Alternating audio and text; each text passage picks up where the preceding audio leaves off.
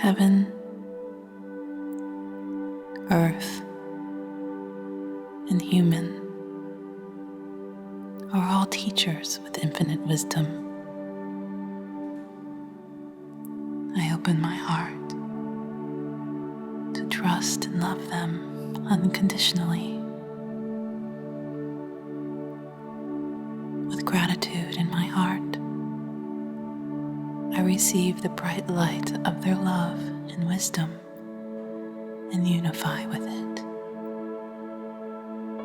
My heart, consciousness, and true self are fully aligned with the light of Tao.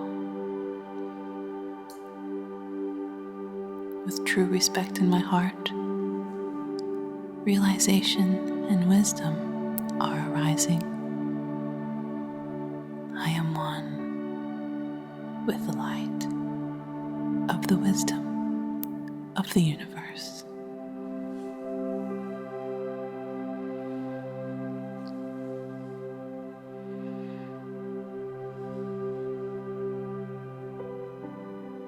Transforming the pattern of fixed expectations.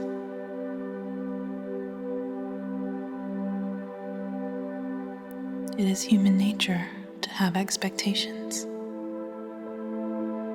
Expectations are necessary for a smooth-running life. We expect electricity to flow when we turn on the switch. We can live our daily life with the expectation that there will be a reliable power supply. It is the same with people in our life. Expectations are formed to make life easier without putting energy into guesswork all the time. It is also reasonable to have expectations for what we want to achieve. We make an effort to reach the goal we set. For example, we practice Yuan Qigong with the expectation that health will improve. When does having expectations become a problem? It is when an expectation has become so strong and fixed that it is unacceptable when it is not fulfilled. In this case, an expectation has become an attachment, a should, and the only way. Furthermore, we attribute value to our expectations. Something should go this way because I think it is good. Inevitably, anything that doesn't meet our expectation will be regarded as bad. In other words, when our expectations are met, it is good. When they are not, it is bad.